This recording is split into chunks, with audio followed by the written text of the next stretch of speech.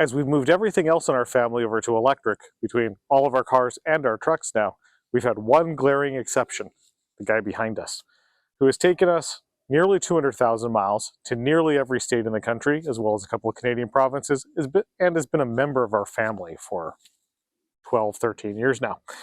But the kids are all adults now, and it's now time to move to something smaller for Dries and I. We've looked at both going the Pebble Lightship route, which we will probably go for one of them for our longer travels and utilizing the truck when we want to stay in places for longer periods of time. We really need something that's for the 400 to 500 mile, 3 or 4 day trip where we want to be able to jump down to the Keys and hang out for a couple of days. That is self-propelled, basically our road trip vehicle. So there aren't a lot of great options for that while staying electric. But I think I've come up with 2 possible paths.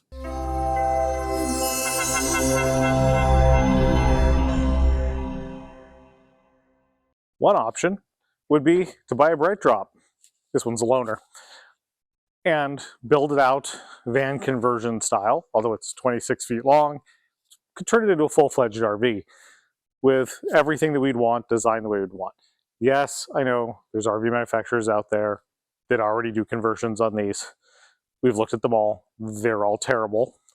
And for some reason that I can't explain, they almost all pick the lower gross vehicle weight version of them. You can buy these with up to an 11,000 pound gross vehicle weight option, and the smaller battery, which is what this one actually has, which only gives you 176 miles-ish, 190 miles range. That's just not going to work. So what I want to do first, before I make any decision, is go take this on a quick road trip, and then we can kind of make a call on what we do from there. Another option would be to buy one of these and do a direct conversion using a Model Y large drive unit, configuring a pack, lots of space for batteries. And these make actually a pretty good candidate for this because they're an entirely front-wheel drive and they're body on frame. One of the only RVs that was ever made that way. They also have a drag coefficient that's better than the F-150 Lightning and a total frontal area that is actually better than that BrightDrop by about 25%. Overall, that would be great. But there's a glaring problem with that. Whereas building all of that, which actually sounds like the most fun option, would be relatively straightforward to put together. Again, front-wheel drive, all of the systems out there, readily available. Except for one. CCS charging on home-built units is still at this point, at best experimental, and at worst, not available fast enough to matter. There are kits out there that will allow you to get up into the 100 kilowatt range, but they're designed for you to use their packs, which are too small. Realistically, to move this down the road with a realistic range of 200 miles, which is really kind of the minimum to do relatively easy hops, you need at least 170 kilowatt hours. You can put that together by combining 2 Tesla packs or designing your own modules in a configuration that would allow you to stack 2 sets of Tesla packs together and combine them. All of which is relatively straightforward. And again, you have plenty of space on that frame. But I think the best option is actually to combine the 2. But the best option, as you probably could tell from the intro, the one I'm leaning towards, is to combine them. The BrightDrop and the GMC RV have a nearly identical wheelbase. The BrightDrop is about 3 inches longer. As I said, the GMC is body on frame. That entire body is designed to come off as one shell and be moved. Great pictures of them separated during construction, and a couple of people have actually done some pretty cool drop overs on deuce and a halves. The BrightDrop has an upfitter's guide that shows you how to take that whole thing apart down to basically just the console and the steel components, removing all of the outer shell. Merging those 2 together won't by any means be easy, but I think you end up with the best of both worlds. If I buy a max range version of the BrightDrop, I end up with an RV with a nearly 300 mile range, at least on paper, and we need to go out and do a test drive on this one and see if we can extrapolate what the actual usage would look like at highway speeds, because not a lot of people talk about highway speeds on these because that's not where they were designed to live their life. I'd also end up with an RV that was all-wheel drive, which that's front-wheel drive, and some of the places that are interesting to camp around Florida are on the beach. So big win there. Nonetheless, I think that's the project we're going to go undertake. We have a bunch of design, we still have a bunch of design considerations, eating a lot of mosquitoes, that we need to go figure out. And we've leaned both directions as we've considered this over the last couple of months. But for now, I think that's the process we're going to do. So first off, let's go take the BrightDrop for a drive, see how it actually works out, and we'll make our decision from there. So the logical question that everybody comes up with when I first tell them my plan is, why don't I just convert the BrightDrop directly into an RV instead of going through all the difficulty of removing the body panels and figuring how I reintegrate all of the systems into the GMC? Well, this thing's pretty ugly, and as you can maybe hear, kind of loud. Yes, I could take the sound down, put better insulation, designing it, but I'm trying to take something that was designed to be a cargo van and turn it into something that it just wasn't meant to be. On top of that, again, it's pretty ugly. And this is coming from somebody who drives a Cybertruck. So, from a platform perspective, though, it makes a lot of sense. The width in the wheelbase is almost identical. The subframe for this, the roller skate, fits almost perfectly, at least in initial measurements, under the GMC. And you end up with the 1970s GMC at the end of it as a body. Yes, there's some compromises. The GMC isn't quite as tall inside. This is far more headroom. And there'll be other compromises, I'm sure, as we go through this process. But before I can start any of that, I needed this road test, which is why we rented this. Beyond just getting good measurements, most of which I can get from the upfitter's guide anyways, seeing how does the range really play out in this big boxy form. The GMC says with the extended range version of this, it's nearly 300 miles. Kind of don't believe that. And with this version, it gets just under 200 miles. I can extrapolate out from this version what the real range will be on the other, and assuming that we actually end up... Why does she always interrupt? I can extrapolate from the usage of this one up to the larger pack. I also wanted to see... Again, I also wanted to see how the overall highway performance and feel is. Again, GMC's more aerodynamic. We will be going through all kinds of work to make sure that it stays quiet.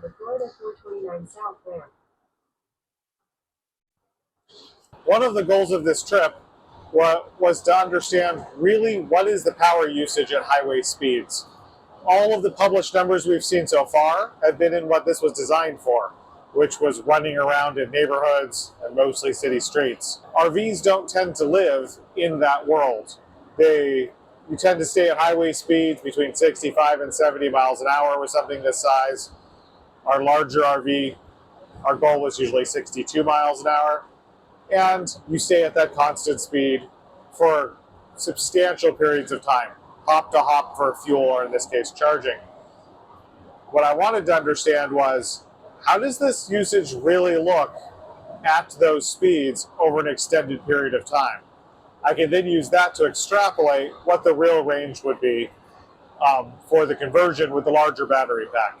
So we're running up to that Flying J's that's now 64 miles away, and we will have to see how that really plays out. It also will allow us to see what the overall charging performance is.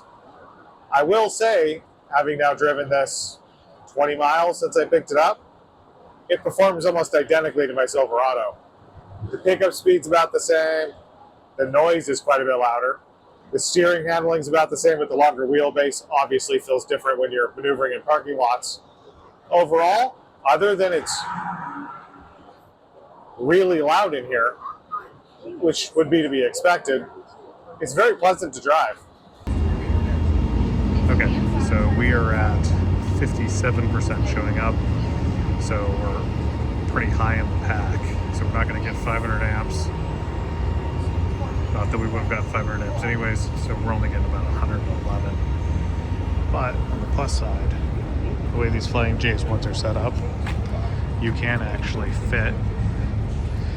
This is the same length basically as the GMC, so we could have pulled in the same way and charged. The middle charger is dead. Hey, Lucid, see this very often. But the rest of the sites seem to be working. Although these people are just blocking this particular spot while not charging, which is neat.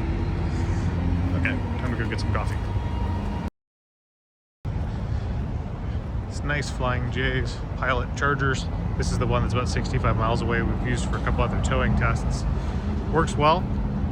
BrightDrop charges in an interesting way. Let's see, what are we down to now? We're up at 66%. We're all the way down at 102. No one else using it because the Bolt that's here is just parked here. But yeah, down at 261.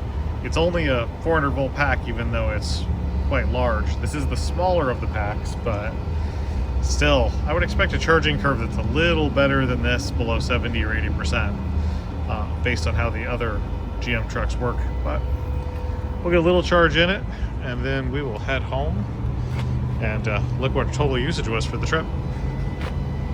So, first 64.9 miles down, it's basically the same drive back.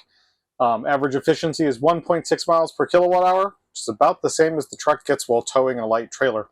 So, overall, pretty impressed. We're going to do the drive back, and I'll give you my final thoughts on the BrightDrop once we're there, and then kind of start thinking through, is it the right candidate for doing our GMC conversion? Okay, time to go.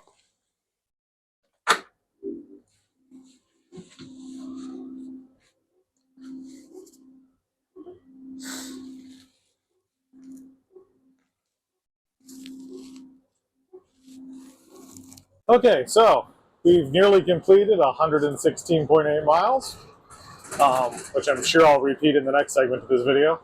And when you included 27 in the route, we're 1.7 miles per kilowatt hour. I think that's a pretty good representation of what a normal RV route would look like. Couple of things. Not terribly impressed with the charging performance, but I kind of knew that coming in. This is also the lower number of module unit. I'll put up on the screen how many modules this one has versus the one I would buy, which would be the max range, which in theory charges a little bit faster. Most of the complaints that I have of the unit are ones that won't exist in an RV conversion. It's a little rattly. I closed this back door, which I had open for the beginning of the drive, and that did take a lot of the noise down, but then it rattles. So I'm a little curious what the upfitters have done with this. They have done RV conversions. And I may go by one of the local lots here, because there's a couple of them that are on them, and take a look. But really, at the end of the day, it doesn't matter, because I'd be taking this down to the subframe.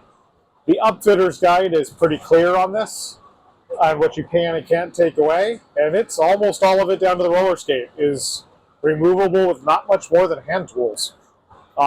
They designed this to be heavily serviceable. I think the hardest part to remove is going to be the windshield and these two front corner windows, which may require 3 or 4 people or special equipment. It's got a really large single-piece windshield. Nonetheless, then comes the fun job of how do you fit this, or how do you fit the GMC over the top of this, which in and of itself will be all kinds of fun as we sort through those challenges, assuming you guys want to come along.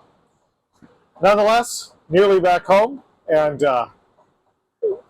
actually pretty impressed with this. Could I see converting this just verbatim to an RV? Yes. Do I think it has sufficient range? Yes, with its charging performance being a little bit of an issue. But really, not a huge one. It is overall plenty from a hop perspective, and an RV, for most people, they're not driving more than 300 miles a day. So they don't do what we do, which I like to do between 500 and 1,000 miles a day. But it's, as platforms go for turning into something else, this is great. And I'm a little sad that GM has apparently orphaned them. So it'll be interesting tracking down to 2026, which is what I want. They're more efficient. Your destination is on the right. But and have a slightly larger battery and better charging performance. But if I can't find one, I'll deal with the 2025 and come up with some of the power systems myself. Nonetheless, very impressed, and should be an interesting project.